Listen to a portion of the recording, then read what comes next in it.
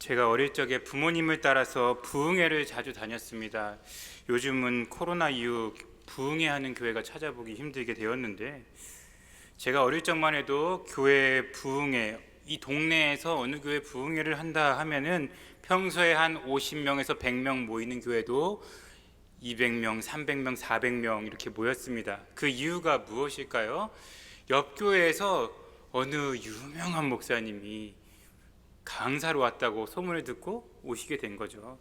그래서 너도 와봐, 옆 교회 분들도 와봐 하면서 이렇게 서로 불러 모아서 좁은 예배당도 꽉 차게 되고, 또 이렇게 그 예배 좌석이 있어도 뒤로 다 밀어놓고 은박지 같은 거 깔아놓고 그 돗자리 깔아놓고 자리에 앉아서 2시간이고 3시간이고 사경회를 했던 기억이 납니다. 여기 지금 이제 그 당시 어떤 찬양들을 했었는지 우리 전도사님이 앞에 찬양 다 불러주셨는데, 사람을 보며 세상을 볼 때 이런 찬양들을 하면서 저는 이쪽 왼쪽에서 열심히 북을 치던 소년이었는데요. 예전엔 참 부흥회 때 왜 그렇게 큰 북을 쳤는지 모르겠습니다. 큰 북을 원래 목사님 아드님이 열심히 치다가 어느 날인가 좀 힘이 들었나 봅니다. 진서가 지금부터 네가 쳐라 하면서부터 큰 북을 치기 시작했는데, 그때 그 북채를 잡지 않았어야 지금 이 자리에 서지 않았을 텐데, 그때 큰 북채를 잡은 죄로 지금 이 자리에 와 있는 것 같습니다. 거기서 이렇게 말씀을 듣는데, 제가 어릴 때는 뭐 코미디 빅리그나 개그 콘서트를 볼 필요가 없었습니다. 부흥회 때 오시는 부흥 강사님이 제일 재밌었습니다. 그리고 지금 뭐 미스터 트롯이네 하면서 뭐 임영웅 씨가 나오고 송가인 씨가 나와서 아주 멋들어지게 트로트를 부르는데, 그렇게 트로트를 들으려고 TV를 켤 필요가 없었습니다. 저희가 그 당시 부르던 찬양이 다 약간 뽕필 비슷하게 조금 트로트 느낌도 나면서 그런 찬양들, 저는 어린 나이인데도 어른들은 어떻게 저런 찬양을 저렇게 잘 꺾으면서 부를까 참 생각났던 기억이 납니다. 그런데 그때 이 어린 저한테도 기억에 남았던 구절들이 있는데, 부흥 강사님들이 꼭 그렇게 처음에는 웃기기도 하고 재미있는 말씀도 하다가 마지막 때가 되면은 이렇게 말씀을 했습니다. 내일 무슨 일이 있을지 아는 사람이 있습니까? 지금 당장 죽어도 이상하지 않을 사람들입니다. 오늘 밤 예수님 믿기로 결심하십시오 하면서 결심하는 사람 일어나라고 하면서 읽어주는 구절들이, 그때 2사람이 밭에 있음에 한 사람은 데려가고 한 사람은 버려둠을 당할 것이요, 2 여자가 맷돌질을 하고 있음에 한 사람은 데려가고 한 사람은 버려둠을 당할 것이라 이러면서, 아니 2사람 중에 한 사람만 데려간다니까 저를 안 데려가면 안 되잖아요. 저도 벌떡 일어나서 저도 구원받고 싶다고, 오늘 밤 예수님 믿기로 결단한다고, 목사님 아들인데 예수님 오늘 믿기로 결단한다고 이렇게 무서워서 일어났던 기억이 납니다. 그러면서 그때 참 자주 부르던 찬양이 이 찬양이었는데요. 낮에나 밤에나 눈물 머금고 내 주님 오시기만 고대합니다. 가실 때 다시 오마 하신 예수님, 오 주여 언제나 오시렵니까? 이 곡은 손양원 목사님이 작사하신 주님 고대가였는데요. 참 할머니에게 이 찬양을 많이 들었습니다. 음도 안 맞으시는데 그 찬양을 부를 때만큼은 어찌나 진심인지 낮에나 밤에나 눈물 머금고 그 찬송을 불렀던 기억이 납니다. 이 모든 그때 부흥회 때 불렀던 찬양이나 부흥회 때 강사 목사님이 하신 말씀이나 그 주제는 딱 한 가지였습니다. 종말, 마지막 때가 온다는 것이죠. 오늘 마태복음 25장의 말씀 열처녀 비유는 더 이상 설명하지 않아도 될 만큼 여러분들이 잘 아는 구절입니다. 그 마태복음 25장 이 비유의 내용인즉 간단히 요약하면 이와 같습니다. 신부의 집에서 결혼잔치가 벌어졌는데요, 그 당시 이스라엘 풍습은 신부의 결혼식이든 신랑의 결혼식이든 동네에 결혼식이 벌어졌다 하면 온 동네 잔치가 되었습니다. 아무리 늦은 시간이어도 그 잔치의 흥겨움이 끊이지 않았고요. 특별히 그 이스라엘 풍습에는 신부의 친구들, 신부의 들러리들이 신랑을 맞이하는 저 멀리 마을 밖까지 신랑 오는 길을 맞이하는 풍습이 있었습니다. 그 신부의 들러리로 열 처녀들은 신부의 결혼을 부러워하면서 그랬겠죠. 야, 걔 어떻게 결혼했대? 아우, 별꼴이야. 걔 남자친구 몇 번째야? 막 이러면서 막 어떤 말을 했을지 모르겠지만 어쨌든 그 결혼식을 축하해주는 마음에 또 그 친구의 결혼 때 신랑은 어떻게 생겼나 궁금한 마음 반 해가지고 그 신랑을 기다렸겠지요. 그런데 신랑이 예상보다 늦게 도착하는데 문제가 있었습니다. 여러분들 생각에는 그 늦게 도착하는 신랑이 잘못입니까? 아니면은 늦게 올 때까지 준비를 안 한 그 처녀들이 잘못입니까? 언제 온다고 그때 당시 시계도 없었을 터인데 이 늦게 온다라고 생각하는 것은 신부의 친구들, 그 열 처녀들의 입장 아니겠어요? 신랑은 본인이 언제 간다고 이야기한 것도 없는데 그냥 밤에 가겠다라고만 이야기했으니까 이 신랑은 아무 죄가 없습니다.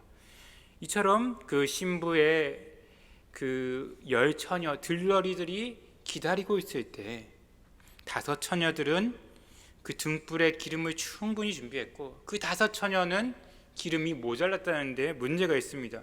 그런데 참 야박하기도 하지. 좀 기름 좀 빌려주면 어떻습니까? 그래서 그 옆에 있는 다섯 처녀들한테 예, 우리도 좀 빌려줘. 그래서 8절 말씀해 보니까 미련한 자들이 슬기 있는 자들에게 이르되 우리 등불이 꺼져가니 너희 기름을 좀 나눠달라 하거늘. 나눠달라는데 나눠주면 얼마나 좋습니까? 그런데 여기 9절의 말씀 보니까 슬기 있는 자들이 대답하여 이르되 우리와 너희가 쓰기에 다 부족할까 하노니 차라리 파는 자들에게 가서 너희 쓸 것을 사라 하니. 어떻게 보면 좀 매정하게 보이죠. 그거 기름 좀 빌려주면 어디 덧나나? 이런 생각이 들지 않겠습니까? 그런데 여기서 신앙의 아주 중요한 특징이 나오는데 기름 좀 양보해주면 안 되냐라고 부탁할 때 거절할 수밖에 없었던 것처럼 주님이 다시 오시는 그때와 시간을 알 수 없지만 그 각자가 기름을 준비하고 있어야지 옆에 사람에게 그 기름을 나눠줄 수 없다는 겁니다. 옆에 사람에게 그 신앙을, 믿음을 반으로 쪼개줄 수도 없고요, 덜어줄 수도 없다는데 문제가 있는 것이지요. 그래서 그 다섯 처녀들에게 자기가 쓸 만큼 밖에 남지 않았다라고 해서 결국 그 다섯 처녀는 어쩔 수 없이 그 동네에 기름을 사러 한밤중이지만 어쨌든 결혼식 축제로 밤 늦게까지 자고 있지 않은 사람을 찾아서 그 기름을 사러 갈 수밖에 없었습니다. 그런데 여러분도 잘 아시는 것처럼 처녀들이 돌아왔을 때 결혼잔치 문은 이미 닫혀 있었다는데 문제가 있지요. 그래서 이 기름을 준비하지 못한 다섯 처녀를 미련하다라고 8절에 표현하고 있죠. 그런데 여기서 그냥 단순히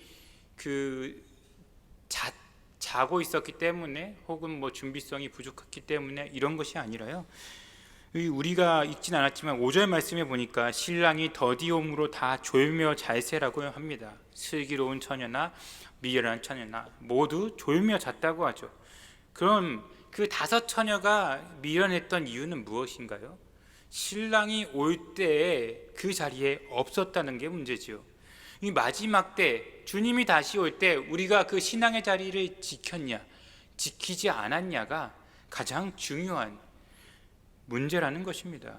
오늘 본문에 보니까 미련한 처녀나 슬기로운 처녀나 공통적으로 가지고 있는 것은 등불인데요, 그 신랑 대신 메시아의 혼인잔치에 들어갈 수 있는 자격, 그 등불은 누구나에게 허락되어 있습니다. 이 등불이란 것은 모두에게 공평하게 주셨습니다. 신랑이 올 때, 그날과 그때가 임할 때 하나님 나라를 갈 수 있도록 모든 사람에게 그 등불을 허락하셨는데요, 모든 사람이 주여 주여 부른다고 하나님 나라에 가는 것이 아니듯이 이 등불만으로는 부족하다는 것이죠.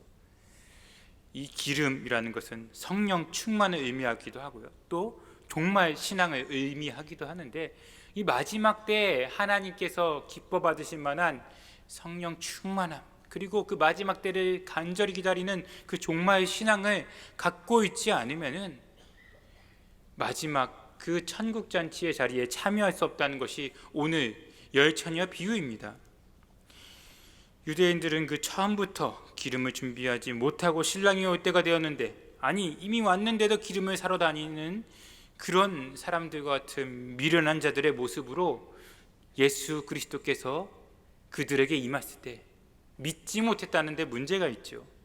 그런데 그 당시 예수 그리스도를 믿고 따르던 제자들이나 수많은 무리들은 그 기름을 준비하라고 할 때 준비하고 정말 신앙으로 구원받았다는 것입니다. 5처녀가 구원받고 5처녀가 구원받지 못한 것을 통해 알 수 있는 것처럼, 많은 사람이 있다 하더라도 구원받는 사람은 그 일부요. 많은 사람이 있다 한들 천국 잔치에 초대받는 사람들은 일부라는 것이 문제입니다. 사실 초기 교회부터 기독교 신앙은 종말론적이었습니다. 마지막 날, 마지막 때를 간절히 기다리는 신앙을 가지고 있었습니다. 그래서 우리가 잘 알지만 데살로니가 전서에 보면은 너무나도 이 종말에 대한 기다림이 강력했고 그 신앙이 뜨거웠기 때문에 사도 바울도 데살로니가 교회의 때와 시기에 관하여서는 너희에게 더 쓸 것이 없다. 너희들은 종말에 대한 신앙을 너무나도 잘 가지고 있다 라고 칭찬하는데요. 다만 너무나도 그 마지막 때를 기다리는 그 신앙이 강하다 보니까 다른 일상까지 제쳐두지는 말아야 한다라고 데살로니가 후서에서 말씀하고 있을 정도입니다. 그런데 그 초기 교회부터 또 우리나라 한국 선교 초창기까지 그토록 마지막 때, 종말, 또 마지막 때가 다가올수록 신앙을 지키는 것에 대해 강조했는데, 어느 순간 이 교리에 대해서 이단들이 침입을 하고 또 이 교리에 대해서 더 이상 중요치 않게 생각하다 보니까 이 종말 신앙이 약해졌다는 데에 문제가 있죠. 그렇기 때문에 우리는 이 종말 신앙을 다시 회복해야 한다는 것입니다. 우리나라 선교 초기 1903년에 원산교회를 담임하던 하디 선교사님이 계셨습니다. 그 하디 선교사님이 하루는 8월 24일, 1903년 8월 24일에 원산에 그 여선교사님들의 기도회 모임이 있다 그래서 설교 강사로 초청을 받았습니다. 그런데 이 하디 선교사님이 그 원산교회를 담임하면서 한 가지 고민이 있었습니다. 아무리 애쓰고 아무리 노력하여도 이 조선 사람들이 변화가 되지 않는 거예요. 이 우리나라 사람들이 얼마나 고집이 센지 변화가 되지 않더라는 것입니다. 그 당시 우리나라의 모습은 어땠는지 잘 알고 있죠. 양반과 상인의 차별이 있었고요. 또 우리나라 옛날부터 못 끊는 것 2가지가 있죠. 술하고 담배. 또 술, 담배로 인하여서 생기는 많은 사회적인 문제들이 있었고요. 또 축첩제도, 첩을 두는 이것도 못 고치고, 이 예수 그리스도를 영접하고 예수님을 믿고 세례를 받았다고 했는데도 사람들이, 그 원산교회 사람들이 도무지 변화가 안 되는 겁니다. 이 하디 선교사님이 얼마나 속상했겠습니까? 그래서 그 여선교사님들 모인 그 기도회를 준비하면서 왜 나는 이렇게 안 될까? 분명 내가 선교사로 이 땅에 왔을 때는 이 복음을 들고 확신을 가지고 전했는데 왜 이 안 될까? 조선 사람들이 문제야. 처음엔 그렇게 생각했는데 기도하면 할수록 누가 문제라는 것을 깨달았을까요? 자기 자신이 문제라는 것을 깨달았던 것입니다.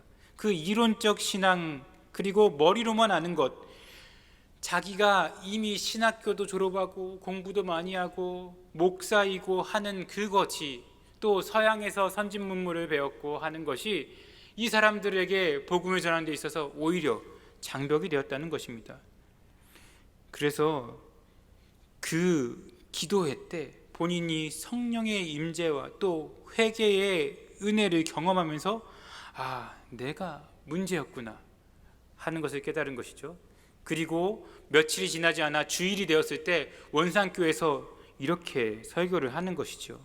그러니까 그 원산교회 교인들한테 무릎을 꿇고 회개하면서 눈물의 설교를 했다고 합니다. 교인들 앞에서 진솔한 자세로 자신이 믿음 없는 것과 고집불통이고 교만했음을 자백했던 것입니다. 본인이 선교사로서 그 콧대 높고 저 천한 조선 사람들 이렇게 생각하던 것을 솔직하게 말하고 그들 앞에서 제가 죄인입니다. 저 때문에 우리 원산교회는 부흥하지 못했습니다. 그렇게 눈물의 설교를 했을 때 처음에 우리 믿음의 조상들은 당황했다고 합니다. 그런데 이윽고 머지않아 그 충격과 당황스러움이 감동으로 바뀌었습니다. 눈물의 회개는 전염성이 강해서 콧대 높았던 외국인 선교사가 자존심을 꺾고 흘린 그 눈물 덕분에 원산교회 전체가 회개하게 되었습니다. 주일이 지나 얼마 되지 않아 또 원산지방 난감리의 선교부 사경회 강사로 또 하디 목사님이 초청받았을 때 똑같은 이야기를 한 겁니다. 자기가 선교사로서 너무 교만했었고 조선 사람들을 무시했었고 또 자기의 이론적인 신앙 때문에 머리로만 신앙을 알았기 때문에 눈물의 설교를 하지 못했고 눈물의 해결을 하지 못했습니다. 그래서 우리 원산교회는 부흥하지 못했습니다. 이 말씀을 전하자 이 선교사님의 회개를 듣고 설교를 듣고 여기저기서 회개가 터져나오고 눈물이 터져나왔던 것입니다. 이것이 그 유명한 1903년 원산 부흥운동이었고요, 머지않아 1907년 평양 대부흥운동으로 연결되었습니다. 원산 부흥운동, 그 콧대 높은 하디 선교사가 자신이 그 조선 사람들을 무시하고 야만인처럼 생각하고 그들을 사람 대 사람으로 생각하지 않고 그저 선교의 대상으로만 생각할 때 변화가 일어나지 않았던 것처럼 주님이 곧 다시 올 것인데 회개하지 않고 그렇게 완악하여서 머리로만 알던 그 신앙을 회개하자 그 원산교회가, 원산지역이, 온 평양이, 전국이 부흥운동으로 일어났던 것처럼 한 사람의 회개는 이처럼 큰 힘이 됩니다. 그렇게 회개할 수 있는 이유, 마지막 때가 가까이 왔는데 우리는 언제까지 이 땅의 것만 바라보며 살겠냐는 거지요. 마지막 때가 다가왔던 것, 특별히 이 마지막 종말, 하나님의 심판의 날과 또 믿는 사람들이 다 같이 하나님의 나라에 임할 때, 그 날이 가까워온다는 것은 우리에게는 소망이 되고 믿지 않는 자들에게는 심판이 되는 것이잖아요. 그럼 우리 믿지 않는 자들에게 어떻게 해야겠습니까? 믿지 않는 자들에게 복음을 전해야 되는데 여러분 집에 불이 났다고 생각해 봅시다. 불이야 이렇게 하실 분이 있습니까? 다 불이야라고 소리치고 119에 신고하지 않겠습니까? 동네방네 떠들면서 불이야라고 하지 않겠습니까? 이처럼 마지막 때가 다가온다는 것, 우리 예수 그리스도께서 곧 다시 오실 것이라는 그 신앙을 가진 우리는 믿지 않는 자들, 마지막 때가 다가올수록 예수 그리스도를 믿으라고, 주님이 곧 다시 오신다고 이 복음을 전파해야 되지 않겠습니까? 혹시 우리 가족 중에 믿지 않는 자들이 있다면은, 믿지 않는 우리 자녀들이 있다면은, 혹은 믿음에서 잠시 떠난 우리의 가족과 친척이 있다면은 이 자리에 다시 오게 해달라고 눈물의 기도를 아끼지 않아야 되지 않겠습니까? 우리의 구역원이 그렇습니까? 여러분의 친구가 그렇습니까? 그분들을 한영혼 초청잔치, 그리고 우리 동신교회 예배 초대하고 또 그들을 위해 간절히 기도해야 할 것입니다. 저도 올 초에 작정한 그 분을 생각하면서 늘 기도하는데 참 그 가족과 친척 전도하는 게 어려운 것 같습니다. 그런데 하나님의 때에 우리의 이 부족한 입술을 통하여 언젠가 변화시켜 줄 것을 믿기 때문에 오늘은 우리도 복음을 전할 수 있는 용기를 달라고, 우리의 미련한 입술로 그들을 변화시켜 달라고, 마지막 때 되기 전에 그 영혼 구원하여 달라고 기도하여야 할 것입니다. 그렇게 기도하는 우리 동신의 성도들은 슬기로운 다섯 처녀처럼 하나님의 나라에 임할 때 칭찬받는, 지혜롭다 칭찬받는 모든 성도님들이 되실 줄 믿습니다. 기도하겠습니다.